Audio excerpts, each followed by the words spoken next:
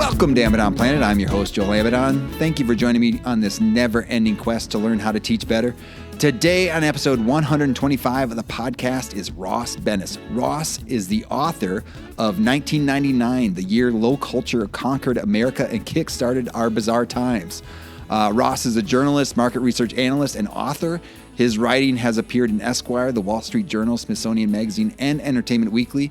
As an entertainment industry analyst, he's regularly cited as an expert source by the Los Angeles Times, NPR, and Bloomberg. Today, he's willing to come talk to little old Joel Abaddon about this book and a perspective on teaching. And so I'm excited he's willing to have that conversation. But before we get into our discussion, a quick disclaimer. As always, in our discussion, Ross and I will not be able to fully capture the value of his book. And even if we could, it would be from our perspective. So if you like what you hear, consider getting the book for yourself. Right now, the book is available on bookshop.org, a site dedicated to supporting local independent bookstores survive in the age of e-commerce. You can find a link in the show notes at AbaddonPlanet.com/episode 125, where your purchase will help both local booksellers and the production of this podcast. So without further delay, here is my conversation with Ross Bennis, the author of 1999, the year low culture conquered America and kickstarted our bizarre times. Hey, Ross, welcome to Abaddon Planet. How are you? Hey, I'm doing good. I feel like I've gotten to know you a little bit with hearing you on some other podcasts, and then also reading your book. You know, there's a lot of personal anecdotes in your book. So could you share just a little bit about yourself for our listeners? Sure. Well, I'm from Brainerd, Nebraska. I lived there for 20 years, and I grew up in a nuclear household. I lived in the same building for 19 of those years. Nothing really changes in Brainerd. So, it's a small conservative town. Yeah. It's a lot different where I ended up moving. I became a journalist after I went to the University of Nebraska, and from there I moved to Detroit, to New York City, and now I live just north of New York City. So I've seen quite different parts of the country as I've, followed my profession, and my interests are kind of all over the place. That's why I have books on sex, Nebraska politics, and 90s pop culture. That gives you an idea of some of the stuff that I like to dig into. Yeah, it's kind of amazing all the different things you've dove into. And so you wrote this book, 1999, the year low culture conquered America and kickstarted our bizarre times. Why did you want to write this book? And I guess maybe a different twist, because I think you've been asked that question probably 1,000 times. Mm-hmm. So why did you want to teach about 1999 and low culture? Because I think that's like kind of, you put a lot of yourself into this book. And so, what's the impetus behind that? Well, I just felt that a lot of the trashy entertainment I liked as a kid actually has a lot to teach us about the world around us. So I set out to show that, there was more to 90s pro wrestling than just meathead soap opera. Actually, a lot of those theatrical storytelling techniques are like in our national politics now. There's more to Beanie Babies than just like people losing their minds over plushy stuffed animals. I think we could learn a lot about collecting and economics by following the trajectory of Beanie Babies. So my original premise of the book was actually like pretentious essays on trashy subjects was kind of what I had in mind. Yeah. So, writing for an academic press on the lowest grade entertainment there is, like, Insane Clown Posse. Mm-hmm. Yeah. Well, and I think we had a common connection. Rob Harvilla did one of the blurbs on the back of your book, and we've had Rob on a couple times on this podcast and talking about the 90s. And just even like, I think one of his most recent episodes, he was talking about Toby Keith. Well, his podcast has evolved into 60 songs that explain the 90s, the 2000s, which it's amazing that that's a great title.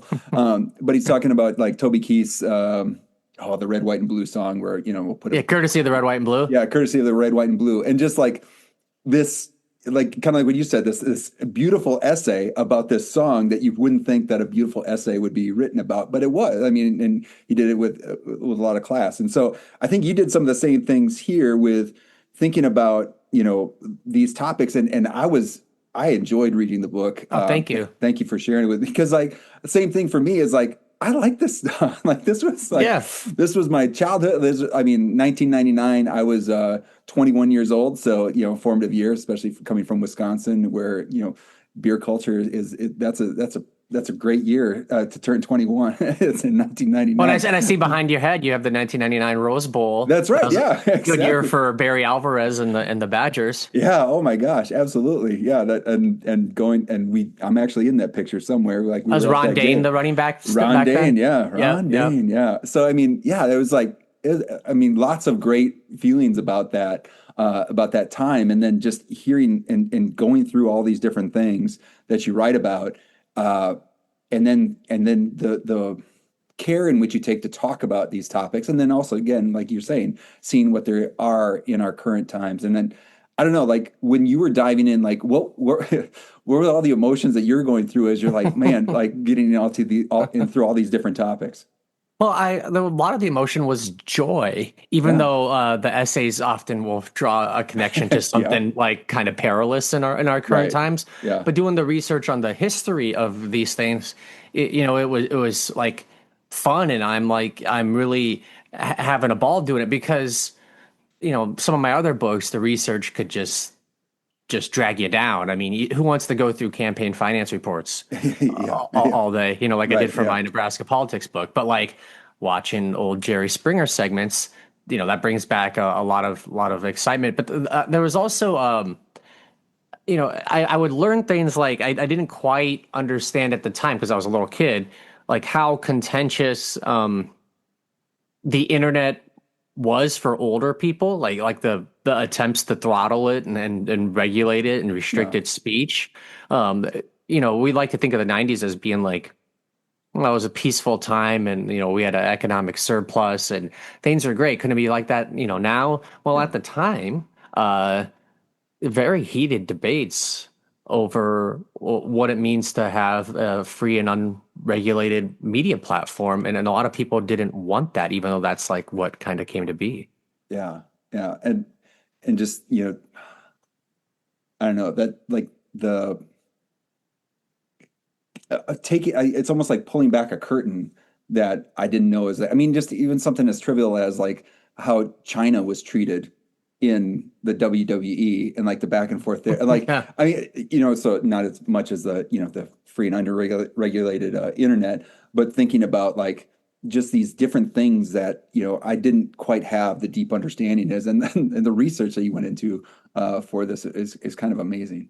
Well, yeah, you definitely find some truth presented like fakery presented as truth, or BS storytelling when you go back through the '90s, like something was like presented in a way that turns out to be not really the case at all, and especially in pro wrestling. Boy, oh Yeah. boy, they Holy cow. they did a lot of 180s, and it turns out the founder and visionary behind it was a megalomaniac the whole time, which I don't probably doesn't surprise a whole lot of people. But like it's strange because he also gave me Vince McMahon like a lot of my favorite pop culture moments Yeah. as a kid. But like he's like a dirtbag. Yeah. And yeah, great documentary, what's it called? Mr. McMahon on Netflix Hmm. that really goes and kind of for a wrestling term, no holds barred at what McMahon meant and what he did in like both good and the bad sort of things within WWE, WWF, whatever. Um, but yeah, like I was just kind of astounded at the amount of time I was smiling, thinking about something, but then also to again learning some things. And so wanting to have you on, and again, I know you've taken some different perspectives on the book with some other episodes, but we're here learning how to teach better and trying to think like, well, what are we learning? What are we learning about teaching with this book? And so, and you had a good quote. I'm going to quote you from an email that we had an exchange back and forth, and you kind of said it already a little bit. The teaching takeaway would be that the trashiest aspects of pop culture can still teach us a lot about the world around us, and I think that's an awesome tagline for the book. And so, thinking about that, what are some key takeaways from the book that we could apply towards teaching? I don't know if you wanted to kick that off and go back Well, and forth a little bit. yeah, sure. We could go back and forth, and it's probably easier by by chapter. Yeah. But like it's like I have a chapter on video games and what they went through in the 90s, because in 1999 they were scapegoated for the Columbine massacre and for other shootings, and it was always like, video games, they're this new entertainment format that's interactive and therefore more harmful to children than what came before them, such as music and movies. And like, if you do research on this, and I'm not the first person to say this by any means, what we learn is that like what video games went through in the 90s is what every entertainment format has been through, like since the invention of the printing press. Like comic books had congressional hearings like 70 years ago talking about how dangerous they were to, causes of juvenile delinquency. And then like, heavy metal was blamed for children's suicide and like on and on and on. Oh, yeah. So, you really learn that this isn't a new debate. Like there's always a new media format that is scapegoated, and like video games, the only reason they're not happening quite as often anymore is because they're not the new thing anymore. They're like the average age of a gamer is my age now. Yeah. Yeah. Well, and even think too, from, my perspective as a parent, like during the pandemic, my son, like video games were a godsend, especially the ones that you could communicate online with, because that was how that was the play dates during the pandemic, and like having connections with folks, and he's got a wonderful relationship with his cousin who lives in Wisconsin, but that he's basically played it with every single day of the pandemic because of that ability to do. And so now, like, but is he more violent? Like, I think they probably were playing some Fortnite and whatnot, but that didn't lead to violence. That led to them, collaborating and problem solving and trying to figure out. And you kind of get at that a little bit in the book, like thinking about the problem solving thing. And actually, that made me want the video game one. Is one, I was at the University of Wisconsin getting my PhD around 2007 to 2011, and there was a home for the Games and Learning Society, where they were looking at video games and what do they have to teach us about language literacy. James G was a scholar that was looking at, he started playing video games with his younger son, and he was like, whoa, you can really learn a lot about language, or a lot about learning, a lot about literacy. What does it mean to teach well? Because in a video game, you need to teach well, or else, and it has to be decently complicated so that people want to play it. Yeah. And two, that people want to actually know how to do it. It's not too hard, it has to teach you along the way. And so like, there's some beautiful principles in video games, but then we scapegoat it, right? And say like, hey, they're causing, X, Y, and Z. Yeah, and Philip Zimbardo, the famed psychologist, was on a panel a few years ago, and he was kind of making the old school argument against video games that, like, there's this epidemic of men and they're lonely and they have all these problems with expressing their emotions, and one of the reasons is they play too much video games. And he was saying that it's this isolated thing that turns guys into recluse, and the other people on the panel were like, that might have been video games in 1985, but we're all playing online with our friends. Like, you don't understand what you're talking about at all. I think there's a huge chasm between perception and reality with how that's presented, and what you would learn, from the history of video games. I think you could apply to any new entertainment format as it emerges. I think the big one now is like screen time, social media. Something like TikTok emerges. A teen is going to be intimately familiar with it. Parent will probably be anxious because it's not something like they're learning on the fly, and it's not something that they're like intuitive about. And they might start to overgeneralize what that app is doing to their kids. And I might be that. I'm acting like there's alarmist now. I'll probably be that parent in 10 years when my kid's a teen. Yeah. No, I have 3 teenagers right now, and so like the thing is, am I giving my kids an excuse not to be on screens, right? Like, yeah, hey, let's go do something. Let's play a game together. Let's talk. Hey, you want to go out for, like, and yeah, like, but I remember also too, the amount of time I spent in front of a TV or how many movies I watched. But I know it's different, but I mean, and the fact that my parents were probably not too jazzed about, you're still watching MTV right now when maybe you should be doing something else. There's always a thing like that between the parents and the kids. Yeah, well, and I thought just and so the video games was something, and again, I think you made a point about the problem solving and things about trying to figure out and the critical thinking that's involved, and even too some of the freedom. Yes, there's you talk about GTA, Grand Theft Auto, and the things that you can do, but then you talked about you could just be a good person, and, Yeah, you could yeah, if you want to. yeah, if you want to, you could just go around and do all sorts of Yeah, nice things. you could hop in an ambulance and save Yeah, people, and you could be get, Batman. It'd be yeah, great. you Yeah. totally could. Yeah, you could be getting a cop car and stop robbers, and but most people would rather get in the military tank and just wreak havoc. That's more fun. It reminds me I think I saw one of the senators or something she talking about like TikTok or something and like, hey, look what's all in my when I put up my search and what the default is. Look at all this dirt and smut that's in here. And it's like, well, that's reactive to what you've been searching for. Yeah, like that's because of how you're using it, not necessarily yeah. because of the innate nature of it. So yeah, that was good. That was good.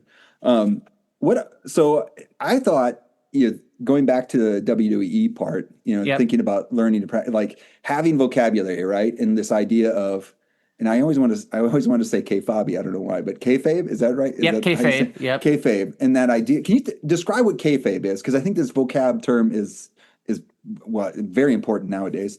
Yeah, so kayfabe, it's a pro wrestling term that comes from the carnival, and it's it's like going in all in on the bit. You're suspending disbelief to go along with the concept. So like in pro wrestling, uh, like all of it's pretend. Like I don't actually think The Rock is really fighting Cody Rhodes. Yeah, yeah, I don't think the Ultimate Warrior is really from parts unknown, but you go along with the things aren't true because that's more fun as an audience member. yeah, yeah, So kayfabe really it's anytime someone's like where I see it in society is like anytime someone's presenting a story or a policy that is completely untrue, but they're going to sell it to you as if it is going to happen anyways. Like President Trump saying like we're going to make Canada the 51st state. Like there's no way that's actually going to happen. But he's presenting it like a wrestling storyline that this is really gonna happen. I'm gonna make it happen.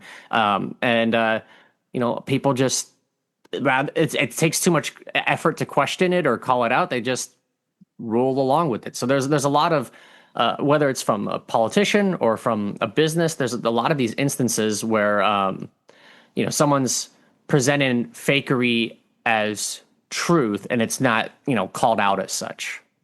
yeah. And so I mean, I think obviously from the wrestling perspective, but then from the, even to go back into reality TV perspective, like, a show like whatever, Duck Dynasty, and they have Hmm. some fabricated thing like, we need to get, go to the store and we need to make 1,000 duck calls in 2 hours or whatever, something like that. We're Yeah. like, we're totally like, and I'm sure I can't think of a better premise than that.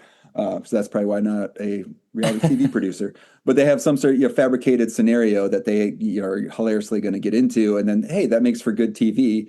But then on the opposite side, you see these people they're real people that are out in public that are, doing things like saying things in public. And so you wonder like, well, where's the line, right? Like, where's the Yeah. line? And that was like such a big thing with wrestling. Like when, if two wrestlers were in a car that were like mortal enemies in the ring, but all of a sudden, like they get in a car accident, and like, wait, well, there's like a famous one, isn't there? Like the Iron Sheik and Hacksaw Jim Dugan or something like that. Well, yeah, well, way back in the day, Magnum. This is like in the territorial days in the '80s. Magnum TA was severely hurt. I think he might even been paralyzed, and he had a feud with Ric Flair, and Ric Flair is actually one of his real life best friends, and like Ric Flair couldn't be seen, Oh yeah. attending to the bedside of Magnum TA or going to his house. So like Ric Flair had to be discreet in how he would see his friend through this injury because it would damage the storyline. But that's like super old school. Yeah,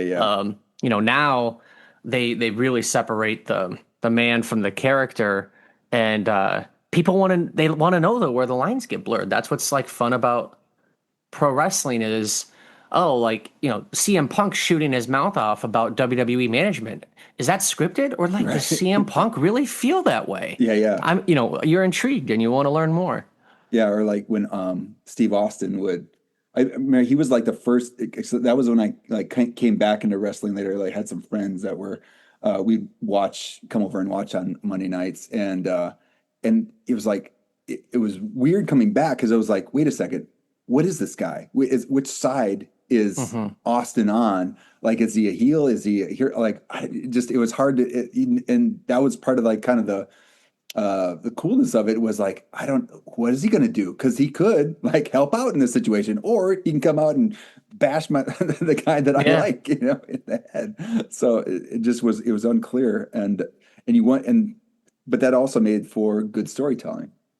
They often attribute, like pop culture critics will often attribute the first anti-hero, or the first, like, modern anti-hero, as being Tony Soprano, and he's the one who, that type of character went on Yeah, and to influence like Walter White and Breaking Bad, and and dozens of other imitators. I would argue that, like, that was done in pro wrestling before television got good at doing it. As guys like Stone Cold Steve Austin or the NWO and WCW that perfected the art of making the bad guy the good guy. Like, you're presenting the guy who doesn't follow the rules, who should be the bad guy by all accounts, but that's actually who people want to root for and who they identify with and who they tune in each week to follow.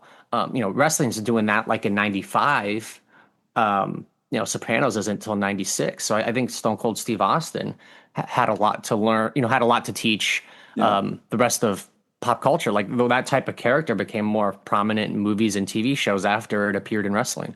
Oh yeah, like whatever that Michael Chiklis show, The Shield or something like that, where it's like kind of Hmm. this blurry lined character leading the show.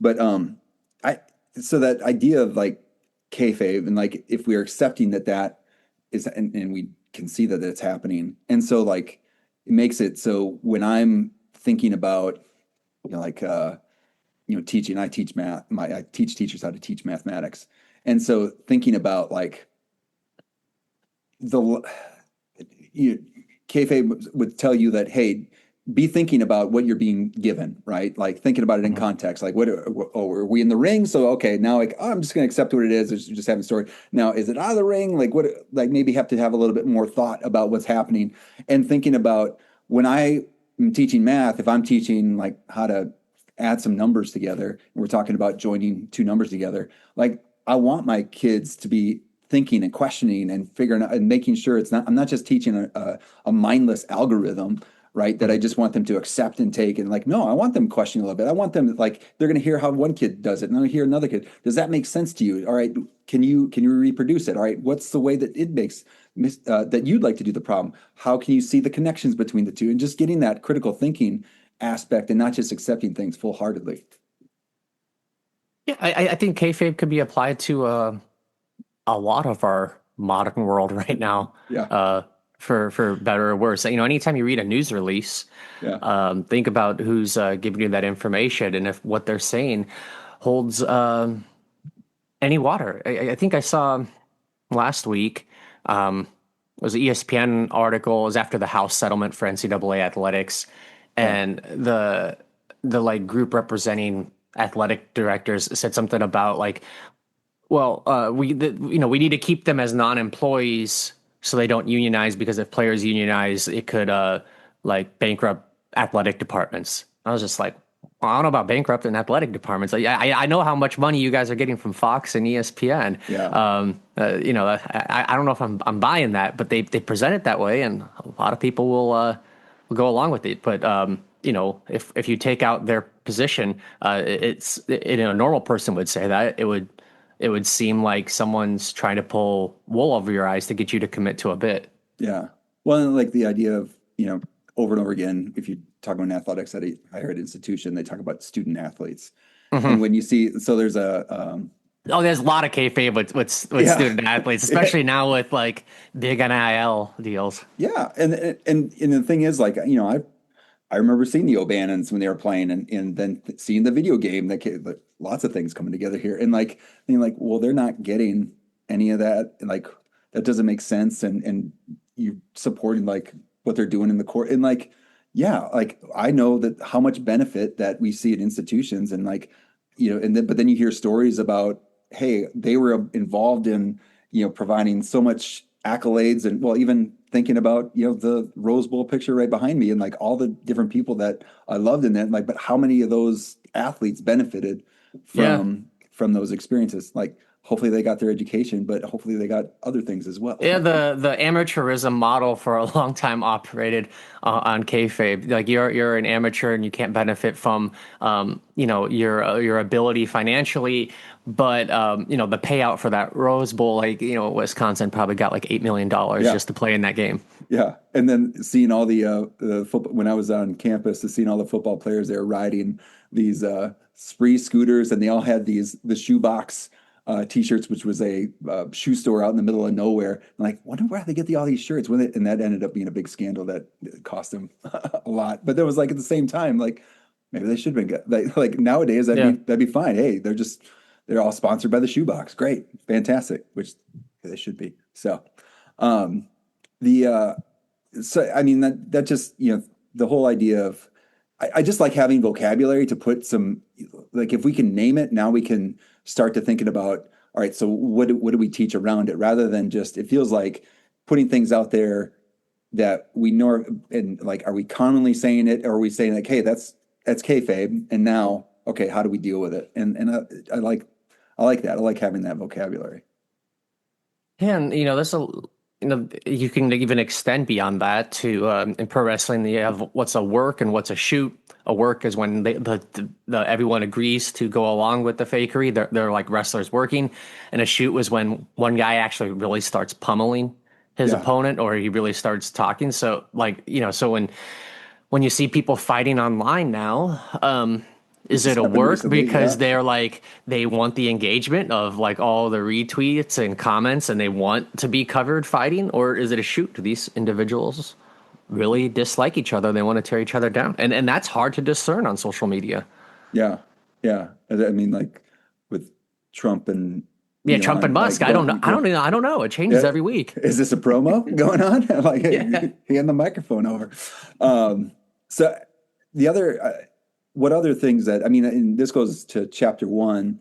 One of the things that I thought another takeaway for me was just the idea that policy matters. I mean, that doesn't that's not a big Yeah. huge thing, but thinking about well, what is the policy that shapes what's happening in the world? And you make a big argument about the deregulation of the media industry and what that meant for every. And I guess if you want to give a synopsis of that, that Yeah. might be helpful. That's something that I learned quite a bit from in my research of the book. Even though I'm a market research analyst in my day job, I didn't spend a lot of time like researching old media regulations. And Yeah, what I found was like so often when there's a deregulation of a media ownership restriction. So like give you an example. Used to have the financial syndication rules that prohibited TV networks from producing and owning most of their own primetime programming. So like you would have to they were forced to basically license much of their own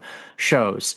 When you eliminate that rule, it really changes what types of content people produce. The big corporations like Viacom and Disney, they tend to produce cheaper stuff once they're allowed to own and syndicate their own programming.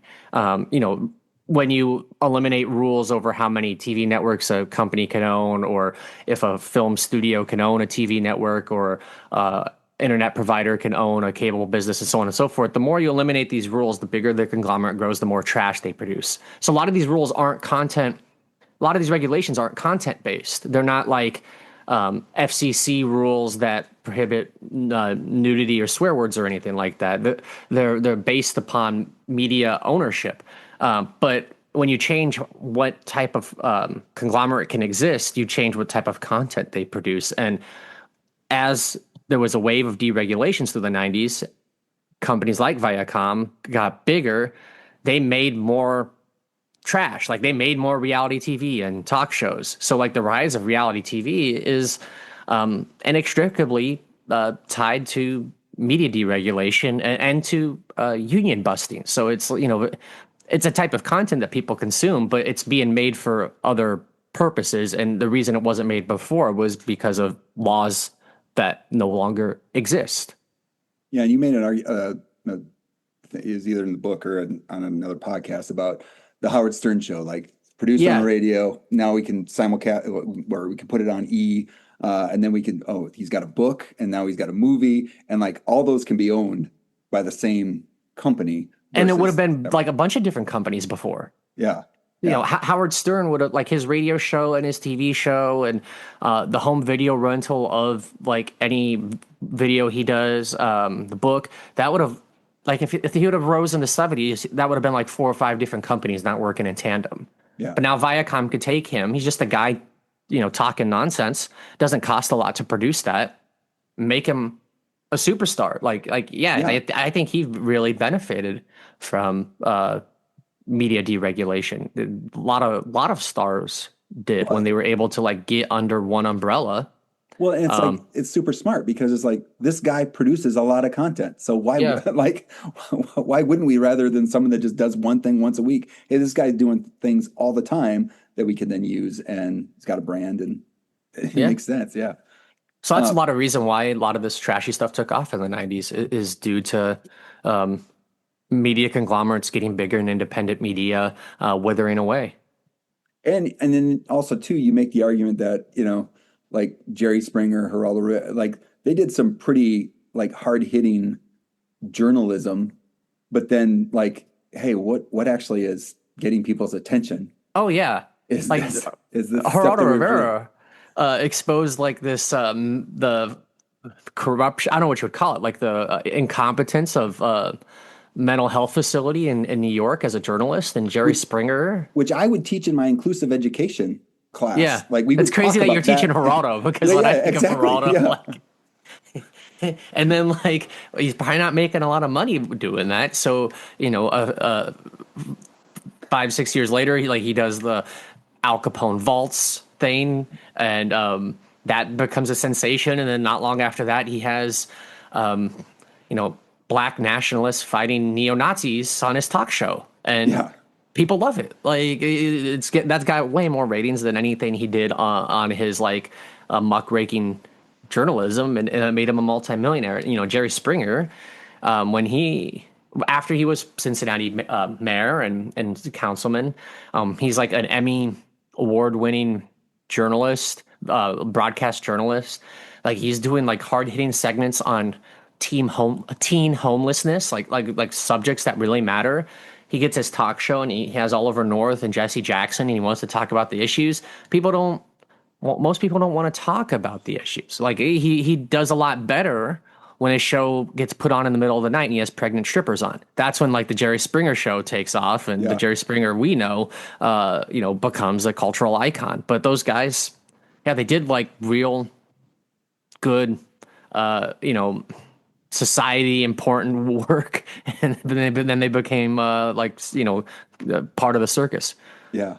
And it was always, and again, thinking back to my own experiences with that, it was like, just like, wow, like what's on today? And like, hey, let's put some people that maybe don't like each other with chairs that are light and easy to throw, and then shake them up and let's see what happens. So yeah. But yeah, it was what people wanted to see. And it's just like, it made me think of some of the, and I was trying to make a list of my like low culture stuff that, maybe is a little bit older but even thinking like there's, I was trying to think like, what would you define as low culture? And, I was thinking about some of the new, Garbage Pail Kids. You can't do that on television. I don't know if you ever know about that show. I don't know about that show. I know the Garbage Pail Kids. Yeah, like you can't do that on television. My dad hated that I was watching that, and every time someone said, "I think I don't know," they got slimed. I think that's where the sliming came from the Nickelodeon. Oh. Like, so it was my dad's like, "What are you watching?" And it was like a sketch show, but then like MTV and the music video, like, and you think about like that was like. I mean, I came from a small town, not as small as Brainerd, but like getting exposure to what's out in the world, like even though it might not have been the greatest stuff in the world, like it was like, hey, we're seeing a little bit about what's out there. And like when someone came back from, because we didn't have a Walmart. Like when somebody came and they went to the big like Twin Cities or Eau Claire, La Crosse, Wisconsin, like, and they had like a pack of Garbage Pail Kids. I was like, whoa, what's that? Like, what is that stuff?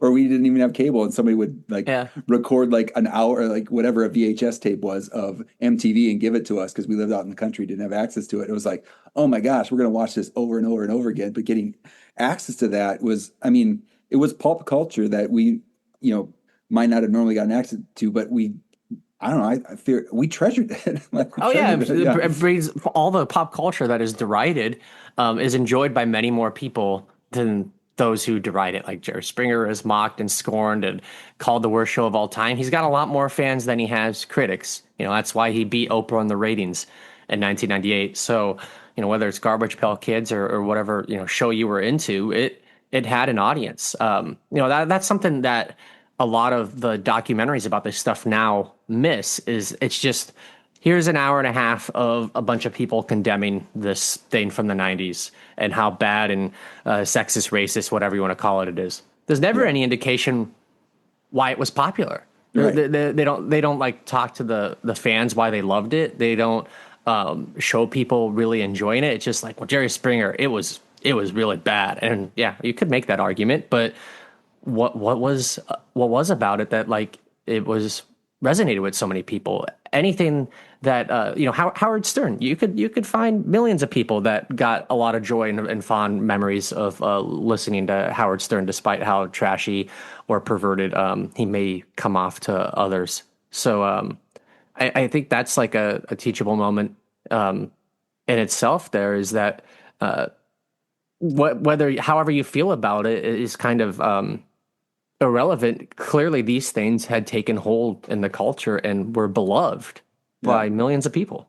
Well, I think too that goes into another point I want to make with teaching is, to fight that. Let's say like, well, we're just going to ignore that thing completely, versus like, how can we take these things that have traction and leverage them within classrooms, within teaching, like even like we take the idea of kayfabe and think about, okay, we saw it in where do we seen it in some of these writings that we're seeing within our English class or in history or whatnot, or even thinking about like I know one of my students was talking about someone had some social media thing happening and they were saying like, well, what would be the perfect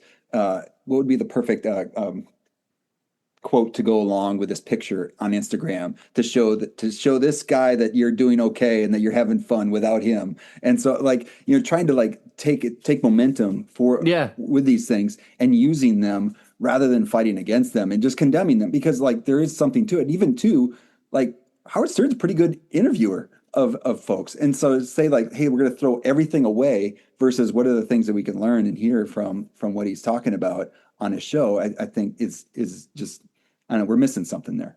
Well, there's a pop culture moment that illustrates exactly what you're talking about. So in the 2000 movie Road Trip with Tom Green and Breckin Meyer, Awesome.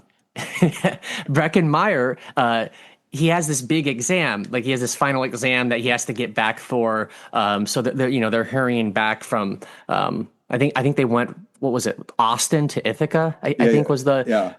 So they're like driving across the country, and he doesn't know any. I think it's a philosophy exam, and he's just kind of like an idiot in the movie. He doesn't know much of anything, but he's got this really brilliant friend who is like top student, and they're trying to study for the test on the way home, and they're just not getting anywhere. And the friend is like, so you follow pro wrestling, right? And Breckin Meyer is like, who doesn't? And he starts out, well, Vince McMahon was like the Socrates of philosophy. Yeah. And then he just goes into relating all these ancient writers to pro wrestlers that Breckin Meyer actually understands, and that helps him pass his test, like, the next day. Yeah. Like the destruction of the NBA through shooting nothing but threes, and people would be like, well, let's talk about expected value, right? Yeah. So there's all sorts of different lessons we can, but Steph Curry and expected value, that'd be a good way to teach a math class. Exactly. Rather than, again, just nothing but algorithms is not the way to go. So yeah, if you're interested in that, I got more stuff for you. But anyway, like the other thing I thought was interesting when you talked about in the pornography chapter, you had all these sorts of examples of rules that were being put into place, like, and maybe they're more around like strip clubs and other things like that, where hey, Hmm. we're going to put this rule into place. Oh, you put this rule into place. Okay, we're going to engage in this thing that's not by definition what you just put a ban on, right? Yeah.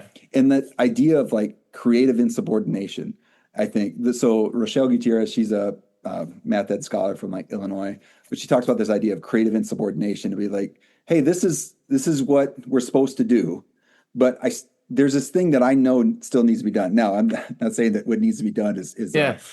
having a strip club, but even thinking like from a perspective of if I'm being required to give homework, right?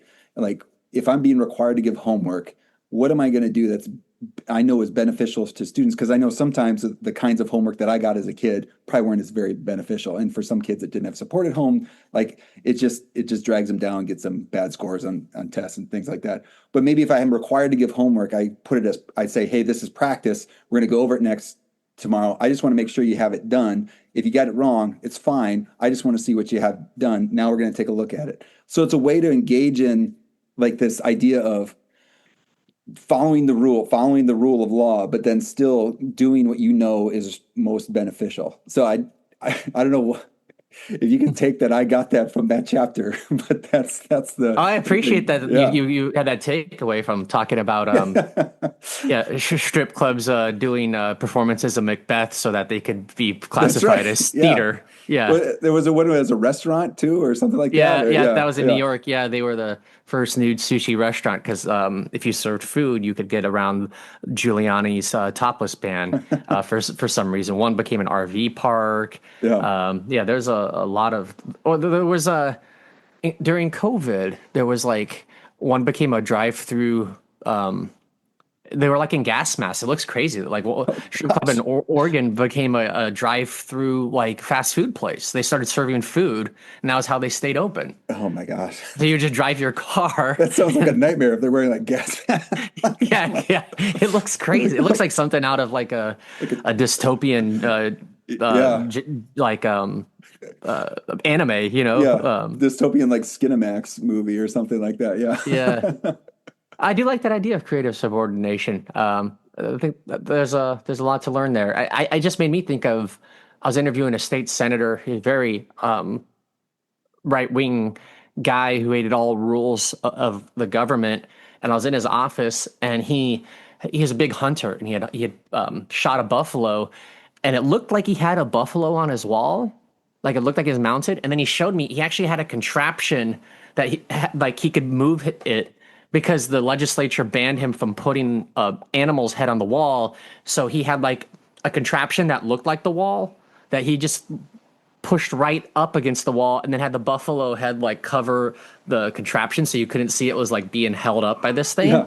Yeah. So he went through all this effort to have the head on the in his office even though it wasn't on the wall, but it was like just right next to it. And I kind of appreciated the shtick and effort that he went through with doing that. So I think that's a way to appeal to kids, though, because if Yeah. you're a teenager, you don't want to follow the Oh, rules all the time. and they do it all the time. Like when you say, like, oh, so Yeah, I don't have to. I can only be late 3 times, and I've only been late once. So guess what? The next 2 days, I'm going to be late. Like they're always yeah. trying to work the system, which is great. Like we need challenge to process people in going back to critical thinking. To know what's being asked of you, and then to be able to challenge it. I mean, I don't know with They're all thinking the more doing that than if they just like showed up like in a zombie state and went through the motions. exactly, yeah, and like embracing that. And so, but then again, going back to how do you use that energy? All right, you're doing a great job of gaming my syllabus or gaming my attendance policy.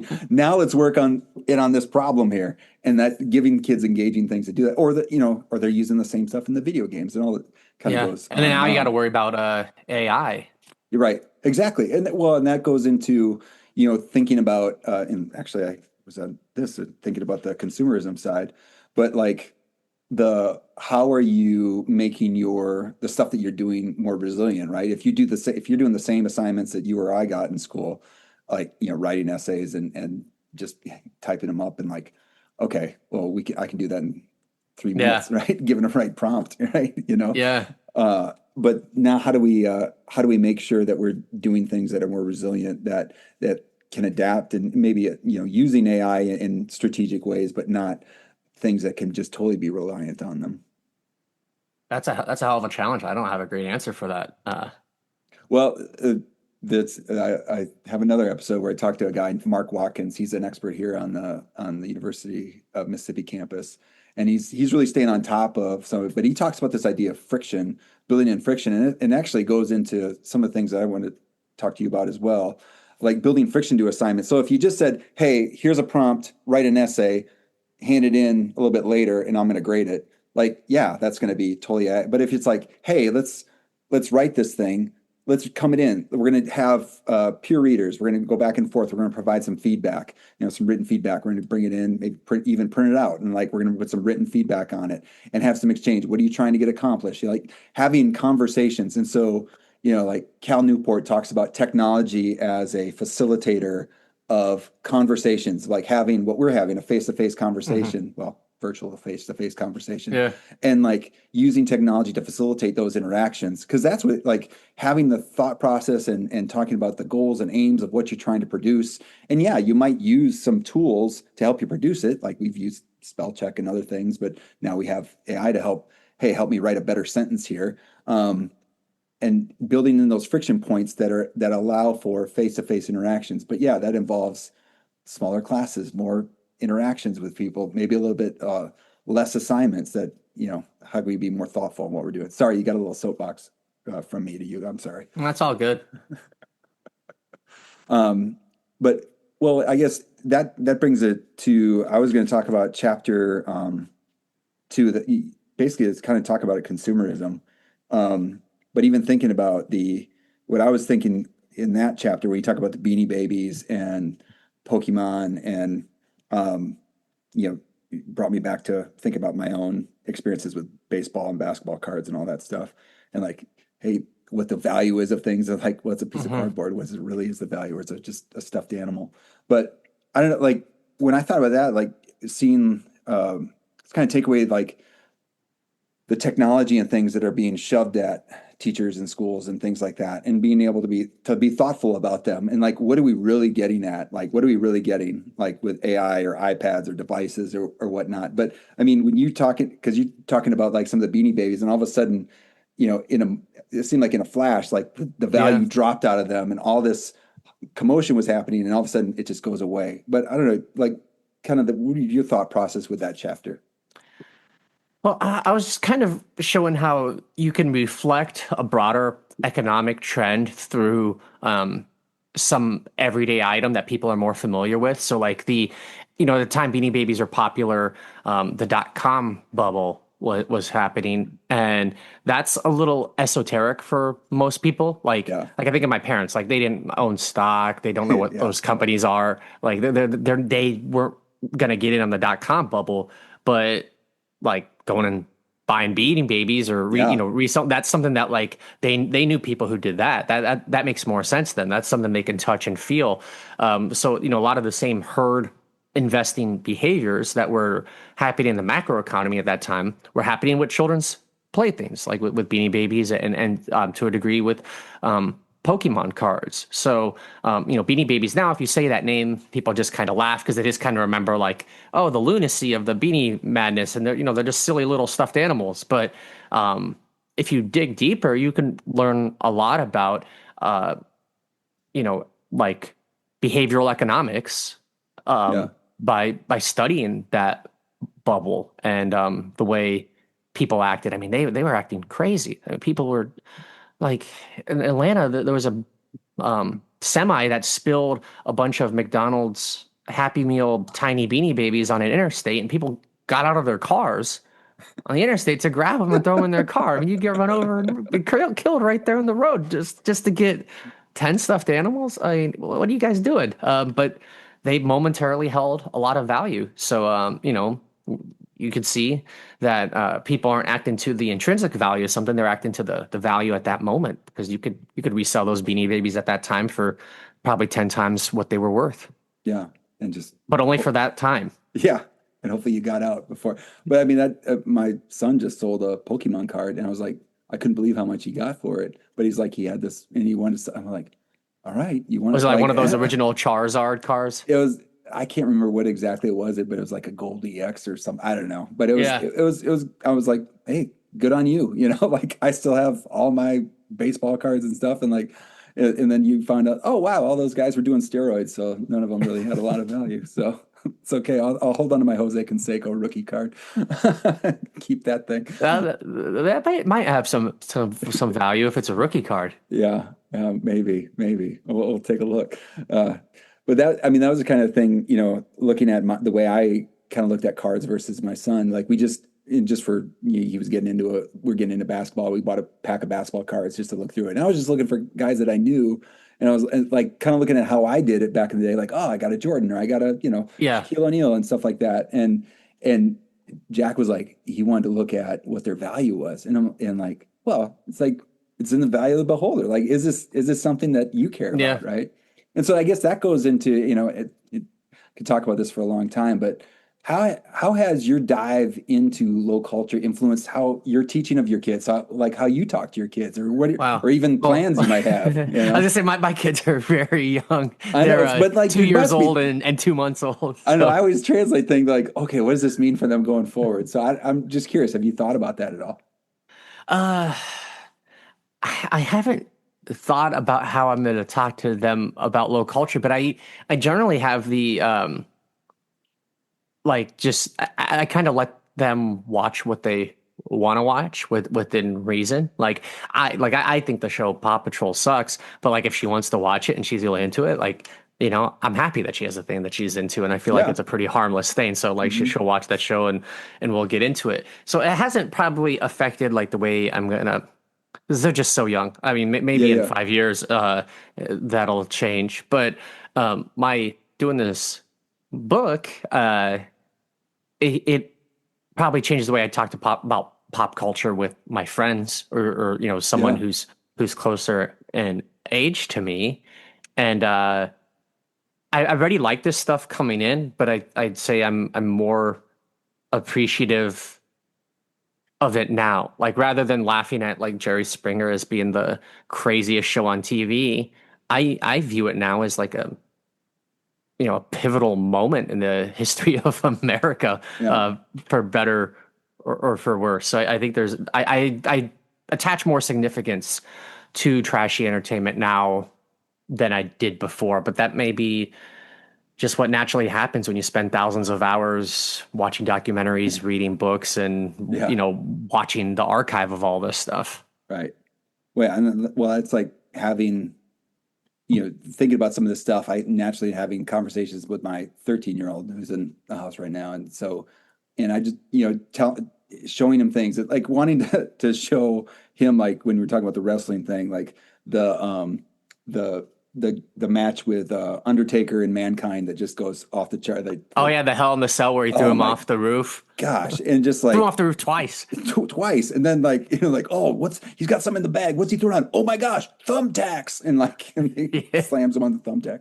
Anyway, but like showing him some of these things, but then having conversations about about them and saying not like, hey, everything needs a life lesson, but some of the things like, but even some of the movies that I watch and like now we can like show them like we can look at some I want him to see Terminator 2. I want him to see all this stuff, like Yeah. all these things that I enjoyed, want him to show it, but then at the same time, you want to offer some commentary. At the same time, he'll probably get tired of me doing that, but that's okay. Yeah, I definitely want to share some of this stuff. I mean, I guess the one thing my kid shares is she has Beanie Babies in her room. Oh, there you go. Yeah. Yeah, there you go.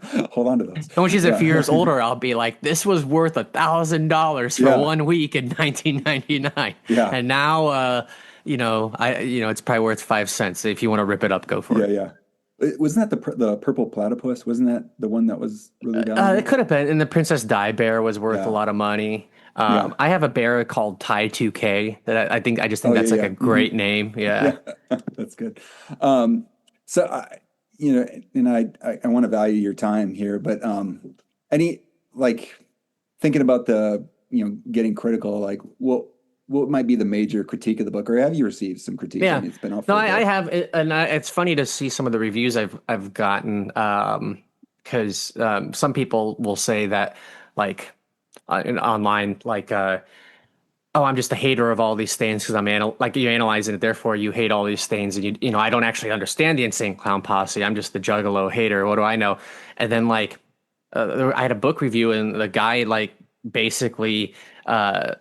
Just slammed me for having no morals or ethics because I didn't have like moral guardianship in my book, and I'm kind of the type of person who makes fun of people who love joy rather than being one who should direct society to what types of programs people should be watching. So the two criticisms that I think, well, one main criticism that I think is really legitimate that I've received is that the title of the book may be a little misleading, and that the year 1999 isn't really that special, that like this was all happening around that time. Like, to say that 1999 is the year that all this stuff exploded, that I'm overstating the case. That why not just say the 90s, or Right. the last half of the 20th century?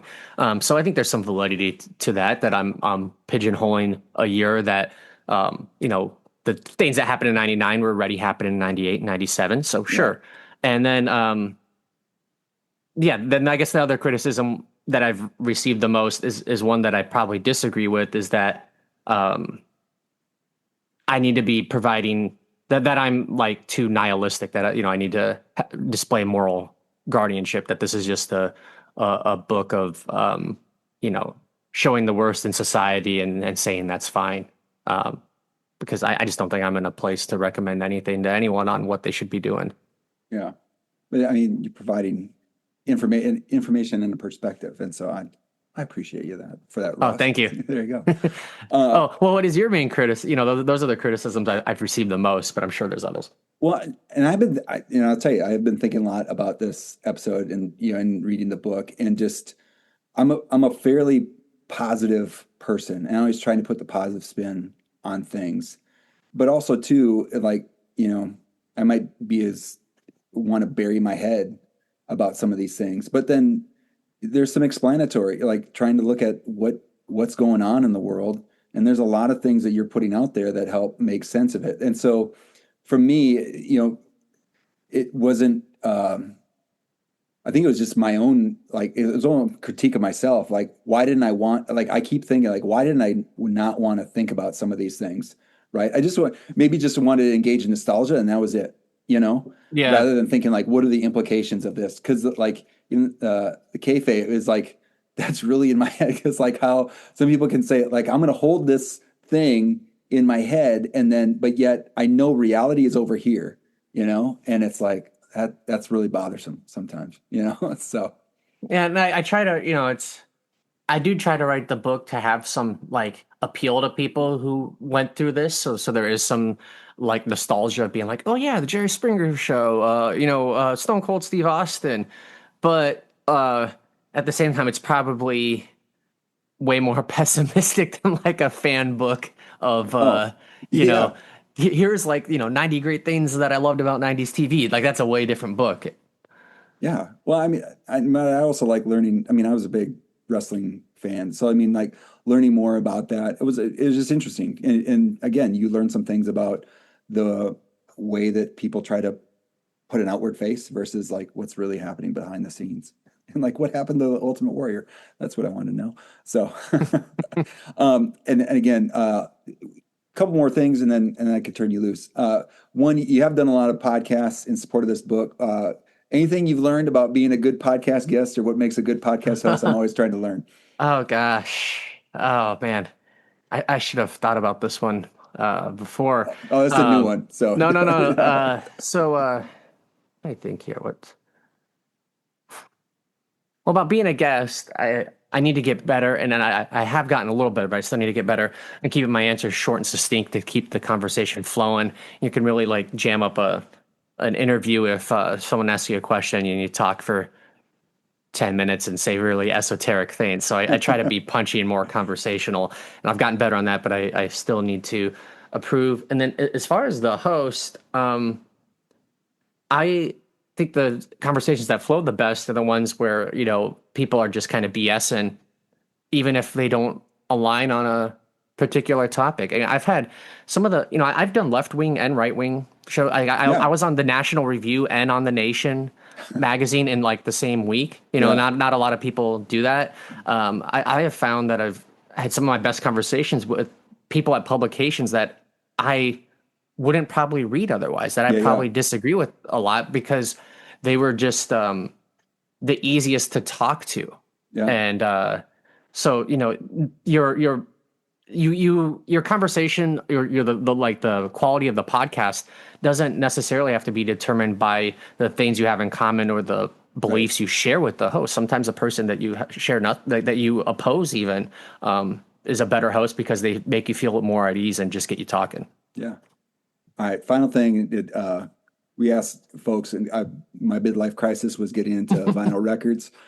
So what is one album that you love to listen to? And if you want to say the Insane Clown Posse, the Amazing Jekyll Brothers, that's fine. You can do that. Oh, I was totally leaning. Yeah, I was going to say the Insane Clown. I'll switch up and say the Insane Clown Posse, Great Malenko, the album before Jekyll Brothers, because I loved Jekyll Brothers the most as a kid. Yeah. That was my first one I was introduced to. But as an adult, I think Great Malenko is actually their best album, their 1997 album. So like Southwest Voodoo and Halls of Illusions. There's nothing ironic about my appreciation for it. It is nostalgic because like I'm thinking about being 12 years old and the way this music made me feel when I was listening to it back then. But if that comes on, I genuinely enjoy it, and I will not turn it off until someone else does. Yeah. Absolutely. That's awesome. That makes you a real one. There you go. Fantastic. Whoop, whoop. There he is. That's Ross Bennis, author of 1999, The Year Low Culture Conquered America, and Kickstarted Our Bizarre Times. I thought we did a pretty good job of capturing some lessons for learning to teach better. So, hey, we met the goal for the podcast, got a chance to think about some or for me to engage in some nostalgia and thinking about some of the things from my youth, but then also, again, try and take lessons and learn about what we're seeing around us now, but then also, again, thinking about how to teach better. So thankful to Ross for putting his book out into the world, for being willing to engage in some of those ideas, and then also to come on the podcast and share some of those things with y'all. So now the album of the episode where I get a chance to share an album. Ross gave his Insane Clown Posse choice, but I want to share an album I've been listening to as a way to connect with you, but let's be honest, it's just an excuse to talk about music. I love music. This is a guy that I've seen twice in this past year. It's Johnny Blue Skies, also better known as Sturgill Simpson. His latest album, Passage Du Desire, Passage Du Desire, Desir. It's got a beautiful picture with that title above, like it looks like an old doorway, probably in Paris. I think that's probably where it was. And I was so excited for this album because it meant that Sturgill Simpson was making music again, because he had a vocal injury. And I was really frightened that, one, I'd never get to see him in concert. So when I saw that he was making music again, and two, that he was touring, I got tickets immediately. I actually had Annie was in the car next to me, my daughter, and tickets were going on sale. I was on the email list and like, hey, here's your code. You get to buy it. And I was driving and I'm like, get on the thing. And here's my code. And like, she's like, where do you want to sit? I don't get the middle, front, get it. And she got me some tickets, and I was able to see him in October in Brandon, Mississippi. Then found out that he was going to be touring again and around by us, and he was going to be in South Haven, Mississippi. And I was able to get 2 more tickets and able to take my friend Max to that concert. It's just, I don't know. He went for 3 hours both times. It was a show where he started at 8:00 and he ended at 11. It was like, and he started it was an 8:00 show. He started at 8:00. It said on my watch, on my clock, on my phone, 8:00. And just respect to me, and he played everything I'd wanted to play. But this album, I've really gotten to enjoy. And so one, I just love it because one, he's making music again. And two, there's a song called Jupiter's Ferry on it that it really is it's got this awesome chorus, but I couldn't sing this song. There's no like repetition in the song. It's almost like this beautiful piece of poetry with some heart, like this awesome, powerful chorus, and it goes slow and it goes, it's like a drama. And I love it. And I really think if you've never heard it, if you've never heard Sturgill Simpson, this is a good album.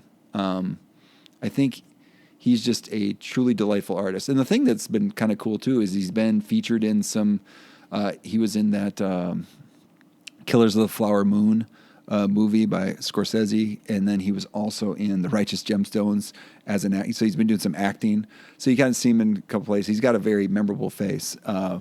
But he's also an outstanding musician, and I'm so glad he's making music again. So again, album episode is Passage du Desir by Johnny Blue Skies, also known as Sturgill Simpson. And what's cool about the Johnny Blue Skies thing is like he wanted to take his name back, which is going to be hard because his name is Sturgill Simpson. It's pretty memorable. And he just wanted to perform under Johnny Blue Skies and just be Sturgill Simpson away from the stage. So we'll say this is by Johnny Blue Skies. And I hope Johnny Blue Skies keeps making more music. All right. That's going to wrap up this visit to Amidon Planet. Show notes are available at amidonplanet.com/episode 125. If you'd like to support the podcast, please subscribe, rate, review, and share this episode to help others find this content. Especially, I mean, maybe this is, there's some nostalgia here for you, or maybe you're someone that you were thinking about when we're talking about all this stuff from 1999. Share the episode. We appreciate it. Want to engage further? Submit a question, comment, or suggestion to the mailbag by sending an email to joel@amidonplanet.com. Still got some stickers out there, so if you send me a question, comment, or suggestion, you send me your mailing address, I'll send you an Amidon Planet sticker in the mail. All right? Lastly, I'm always looking to collaborate with those leading others to love through teaching. If you have an event or opportunity, email me at joel@amidonplanet.com or visit amidonplanet.com/about to fill out the request to call form. Thank you for spending time on Amidon Planet. Special thanks to Ross Bennis for sharing his time and expertise.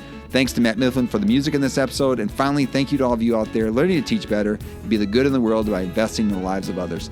This world is a better place because you have decided to use the gifts you have been given to serve others. Thank you for all that you do. Peace.